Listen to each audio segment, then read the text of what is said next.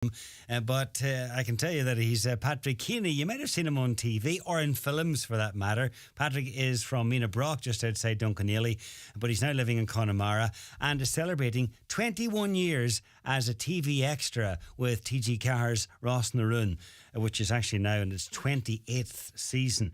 But he's forged a career for himself as a TV extra on set, and not just in Ross na Rún. But anyhow, I'm delighted to say that Patrick is joining us on the line from Connemara. Patrick, good afternoon. Hello, John. Hope you can hear me okay. Yeah, absolutely. Nice to be on your programme. I'm actually in Ross na Rún at the moment. Okay. I just finished for the day, and glad to be here and have a chat with you. Are you on set most days, or are you called in? Called in usually two days a week, usually around sometimes 3 days a week, depending. And the days are always around about 4 hours, so they're either a morning call or an afternoon call. So we would have seen you in the background, or maybe in sort of the smaller roles down through the years, and not even, in some cases, not noticed because it could have been passing by, or it could have been just fleeting in and out of a scene. That's right, yes, yeah, and also you probably could see me in the pub with somebody else, a colleague, and that having a conversation, but we're actually only miming. We're not talking. Right. We're not allowed to make a noise on the set, except we're actually asked to. But it's all miming, so we're in the background miming away to whatever's happening in the If foreground. you don't mind me saying so, Patrick, you have a fairly distinctive look with that beard and moustache. So how do the producers get around that? Because you can't be in the scene in the bar one minute and then somebody, I don't know, sees you driving a taxi the next, or do they work that in? You're like one of the characters in the village. Yeah, they work it in that way, because being as I'm in Ross na Rún for this length of time, I'd be classed as a villager, living in the village. I mostly do taxi driving at the moment. The car gets a taxi sign put up, and I mostly do that. I could be bringing somebody in or bringing somebody away, or just driving on the street. So that's mostly what I do. But it could be in the bar, or it could be in the cafe, or it could be in Gaudi's. It depends. I get wherever they put us, like that sort of thing. So, but it's flexible. You're originally from Mina Brock. Anywhere near the Cassidys? Anywhere near Ethel and Violet? We used to call in there on the bus on the way around to school. Yeah, the Cassidys would be in Crow. I'd be quite near to them. I left Donegal in 1970. Originally I worked for a picture framing factory in Donegal town, Timony's factory. And to work there, I went off to Rotterdam and learned how to do gilding. We used to do... What's gilding? If you were in an art gallery and you see those oil paintings and then you see those frames done in gold with ornate, I would do the gilding on them. And I would do the finishing as well to make them look old for the actual oil painting. Right. So that's what we done. But then there was industrial action in the place, and I left in 1970 and went to London, and it was too specialised to work, so I went into retail management, supermarket management, and with a company called ABF, and worked at that for a number of years. I worked in the supermarkets for about 15 years, and that's when I done a bit of extra work, because the supermarket I was in Camden in London. It was near two TV stations, so they used to use the store for a lot of advertising to do with food and such like. So I used to join in as an extra, because they would need some people to be doing various things for the actual program. So then I thought, well, this is a nice thing to do, and maybe I'll do it when I retire and that sort of thing. So that was the thought in my mind. So they sort of said, would you ever stand there and look like you're enjoying that yogurt? That's right, or something like that. And they used to do there was some drinks advertisings, and I took part in the advert and that sort of thing. So I got quite a bit of work doing that sort of thing. So then I left. I transferred then from the supermarkets. I went into bakery management, all with the same company, with ABF.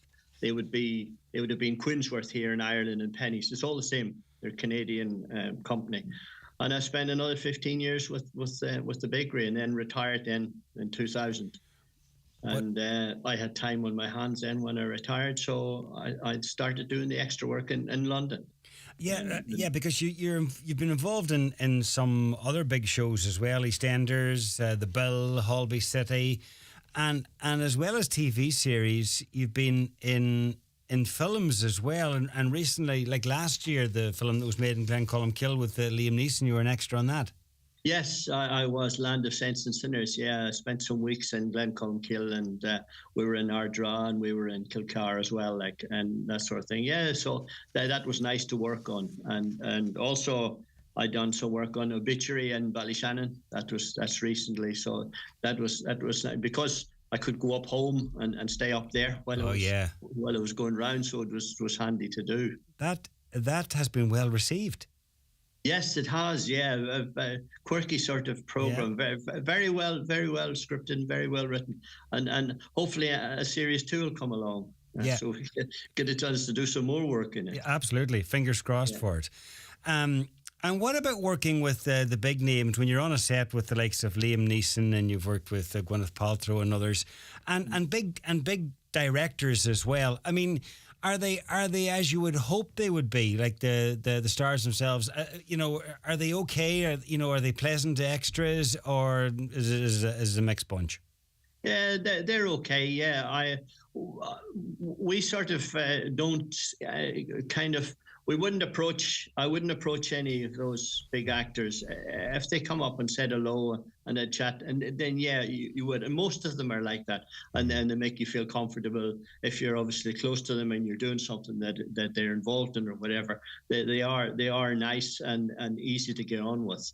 Okay. Gwyneth Paltrow was one now that. I had to make fish and chips. It was on a beach, Whitby Beach, and she was meant to have fish and chips. And there was an actor with her called Aaron Eckhart. So I spent about 3 hours doing the one scene because of various takes, and she didn't eat fish and chips. So she would have one chip and a tiny piece of fish in it. She'd give it back to me. I had to chuck it in the bin and then make another lot. Start again. So you were continually for 3 hours making. Whereas you were really good at fish and chips at the end of it, but you'd have thought the one plate would have done because she didn't. But that was the part of it. Liam Neeson film. Kieran Hines had a dance in the pub, and myself and a lady done the other dance with him. And Liam Neeson was there. It was nice to do, and a nice chance to do something like that, And the others. It must be a bit daunting because, being an extra on some big films, it could be just you're part of a big action scene and you're very much in the background, or you're just somebody passing on a bicycle.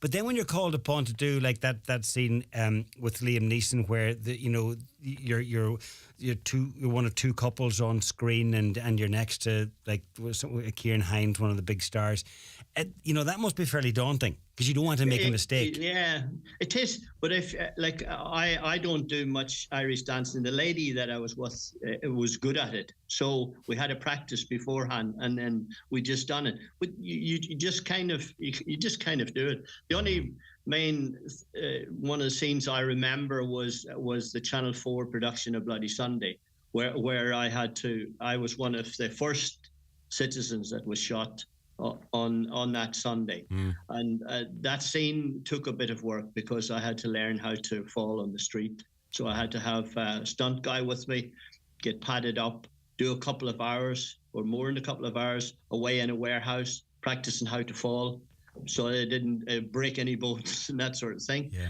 So that was a bit daunting. When we went for all the practice runs, there was a mattress down where I was to fall, so I fell on the mattress. But then on the take, the mattress is gone. So you're walking down the street knowing when them shots are going to be fired that you have to go flying backwards and land on the... Yeah. You're back on the street. And like every actor is different, every director will be different as well. And some might be, patient and understanding, and more might be, loud and shouty. So you've probably come across them all. Yes. Some of them, and some take an awful long time to do one scene until they're happy and satisfied. Others, it's fast and true. But the main director, usually on the films, he's kind of at the monitor. The assistant director is the one who's given all the instructions and that sort of thing. Yeah. So that's how it works out. But they all make yourself comfortable enough on the set, and the actors do as well, because it just helps to get the scene done and get it finished and get on to the next one. It's a perfect life for somebody that's retired like yourself, a day or two filming here and there. I mean, you have a steady gig pretty much at Rossnaroon, but aside from that, you could be called to there might be a film down in Wicklow or here in Donegal or whatever, and you never know where you would end up for a few days. Yeah, you're right there. The flexibility is the main part. And same when I was doing it in the UK. You would get called in the morning for somewhere in the afternoon. So, yeah, it suits people that are retired and have got the time that they can actually put to it. Like it is suitable for that. So, and it's not you couldn't make a living to just doing extra work. You just it wouldn't work out. Right. Except you got something big like a commercial or something like that. And your position at Rossnaroon, it's great because you don't even need the couple of focal.